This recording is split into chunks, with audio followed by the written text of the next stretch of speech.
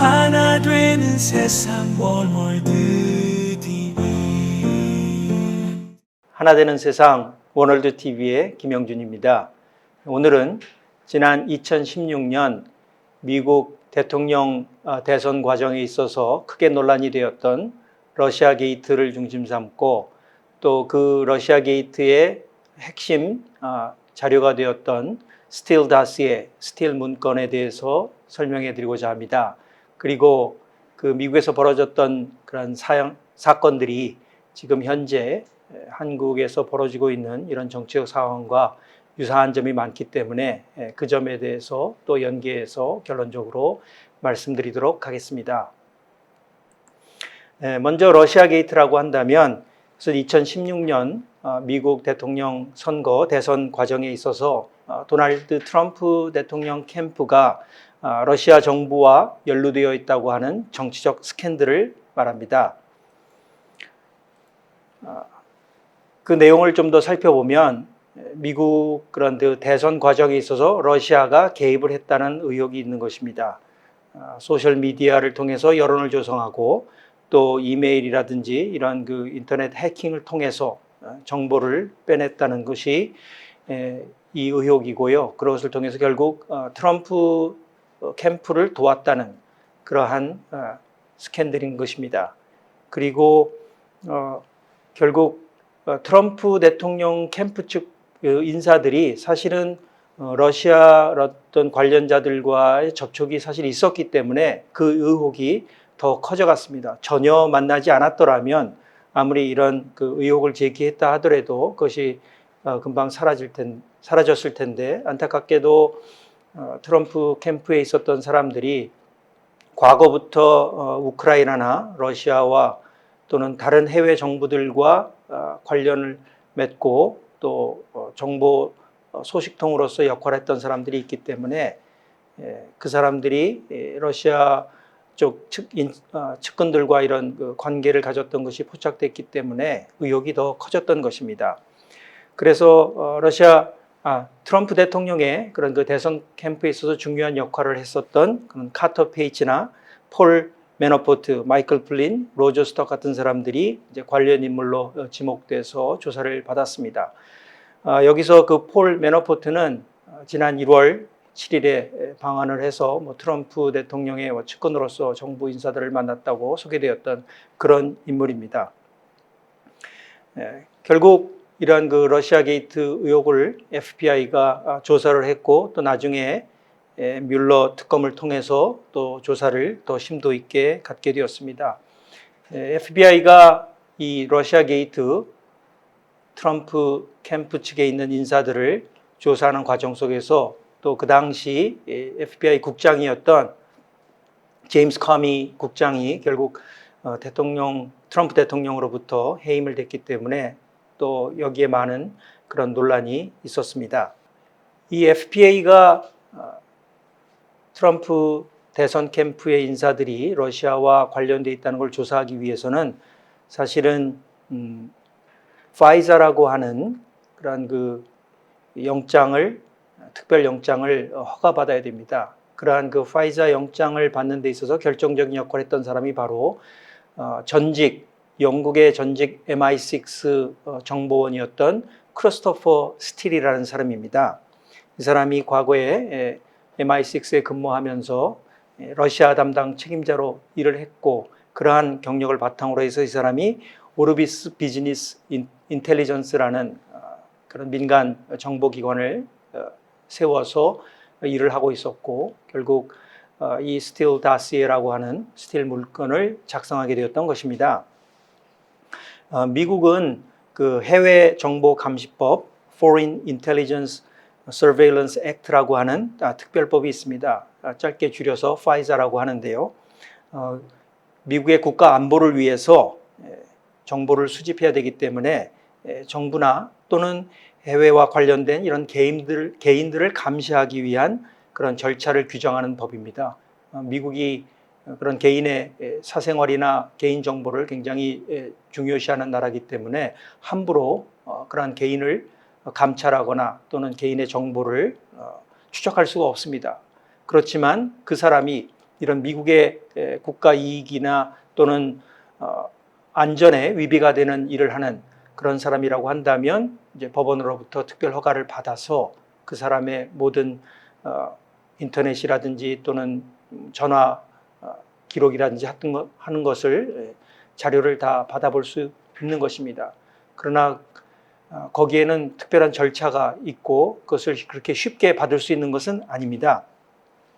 그래서 결국 이런 정보기관이 법원으로부터 특별한 절차를 거쳐서 이 파이자 영장을 발부받아야 되는데 그 발부되는 과정에 있어서 이 크리스토퍼 스틸이 작성한 문건이 결정적인 역할을 했던 것입니다. 특히나 2008년도에 이 그 파이자 법이 개정되고 거기에 702조가 추가됨으로 인해서 해외에 있는 비미국인들에 대한 정보 감시도 가능하게 되었습니다.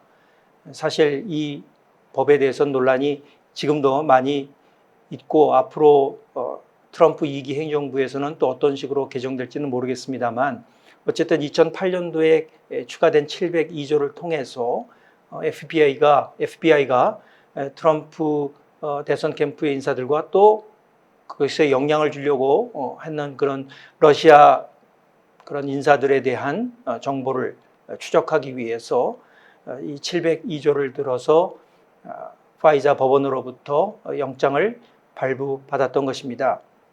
FBI가 법원으로부터 이 파이자 영장을 받기 위해서는 구체적으로 외국의 인사가 국내의 어떤 인사들을 대상으로 이런 첩보 활동을 하고 있다는 근거가 있어야 되는 것입니다. 그 근거로서 이 크리스토퍼 스틸이 작성한 문건을 활용했던 것입니다. 그래서 이것을 근거로 해서 트럼프 대선 캠프에 역할을 하고 있었던 카터 페이지에 대한 그 정보를 캘 수 있는 파이자 영장을 발부받았던 것입니다. 그런데 나중에 사실 대선이 다 끝나고 몇 년 후에 이런 그 정부의 조사를 통해서 특히 이런 특검을 통해서 그 FBI가 이용했던 이 스틸 문건이 그 근거나 신빙성이 빈약하다는 것이 드러났습니다. 또 그 뒤에는 사실은 정치적인 자금과 정치적인 어떤 의도가 연루되어 있다는 것이 것으로 그렇게 생각할 수 있을 만한 그러한 어떻게 보면 연결점이 발견되었습니다. 이 스틸 문건을 어디서 작성을 하도록 부탁을 했냐면 퓨전 GPS라고 하는 그 민간 정보 기구에서 전직 MI6 요원 크리스토퍼 스틸에게 이 조사할 것을 부탁했는데 그 퓨전 GPS의 이러한 그 러시아 게이트에 관련된 것들을 조사해달라고 부탁한 그 자금을 댄 쪽이 누구냐 하면 바로 그때 당시 2016년도 민주당 후보로서 대통령 대선에 뛰고 있었던 힐러리 클린턴 대선 캠프와 또 민주당 전국위원회가 자금을 대고 부탁을 해서 퓨전 GPS가 크리스토퍼 스틸을 고용해서 이 스틸 문건을 작성했던 것입니다. 그렇다면 여기에는 상당히 심각한 정치적인 그런 그 의도가 담겨져 있다고 볼 수 있는 근거가 있다고 생각이 됩니다.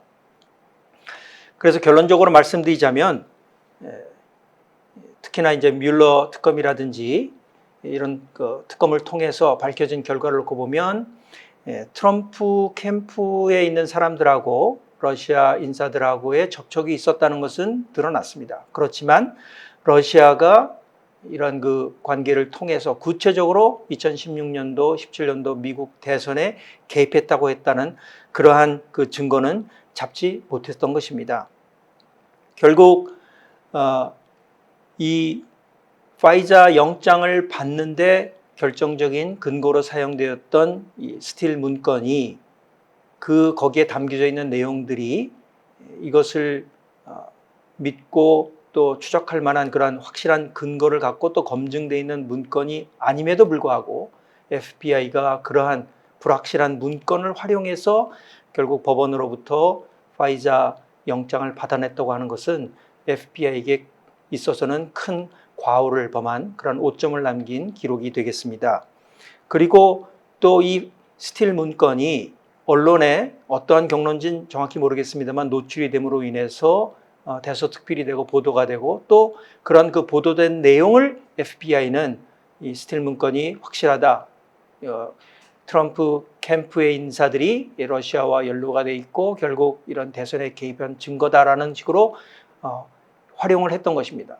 다시 말해서 뭐 언론 쪽에서 의도했는지 의도 안 했는지는 모르겠지만 결과적으로 보면 이런 그 정치적인 그런 그 싸움에 있어서 언론도 나팔수 역할을 했다는 것입니다.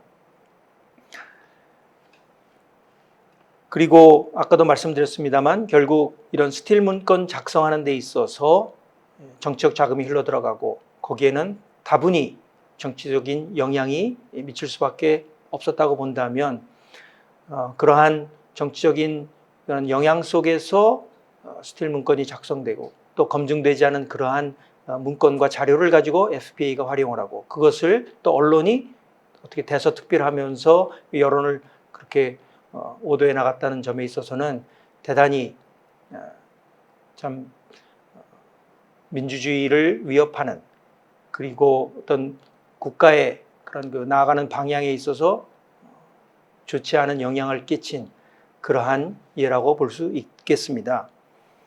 그렇다면 지금 우리나라에서 벌어지고 있는 상황과 비교해 봤을 때 어떻다고 생각이 되시겠습니까? 지금 우리나라는 작년 말에 윤석열 대통령의 계엄 선포로 인해서 지금 탄핵이 소추가 돼서 헌법재판소로부터 심판을 받고 있는 그런 상황입니다. 여러분께서도 아시다시피 계엄 선포는 대한민국 헌법이 보장하는 대통령의 고유 권한입니다. 그렇기 때문에 계엄 선포만으로는 대통령을 탄핵할 수 없습니다. 만약 대통령이 헌법이나 법률을 중대하게 위반한 사항이 있다고 한다면 그것은 탄핵 사유가 될 것입니다. 내란죄가 바로 그 예인 것입니다. 그렇기 때문에 지금 현재 야당이 대통령을 탄핵하고 또 헌법재판소에서 그 대통령의 그 탄핵 여부를 심의하는 데 있어서 가장 중요한 사안은 과연 윤석열 대통령이 내란을 범했느냐 안 했느냐 하는 문제일 것입니다. 불과 몇 시간 만에 국회 의결로 인해서 대통령의 계엄은 종결이 됐습니다. 그리고 큰 사태도 없고 다친 사람이거나 또는 생명을 잃은 사람이 없기 때문에 계엄 선포만을 가지고 대통령을 탄핵하기는 어렵다고 볼 것입니다. 그렇기 때문에 이 홍장원 씨의 그 메모는 대통령을 내란죄로 탄핵하는 데 있어서 어떻게 보면 결정적인 근거가 될 수 있다고 볼 수 있겠습니다. 국가정보원 제1차장 대북 해외 분석 분야를 맡고 있는 홍장원 씨가 이런 국내 문제에 관련돼 있다고 보는 것은 사실 이해하기 어려운 부분입니다만 어쨌거나 홍장원 씨가 대통령의 전화를 받고 지시를 받아서 썼다고 하는 이 메모가 과연 진실된 것이냐 하는 것이 사실은 합법적으로 올바른 절차에 의해서 대통령을 탄핵하는 데 있어서 결정적으로 중요한 증거가 되고 근거가 될 것이라고 보겠습니다.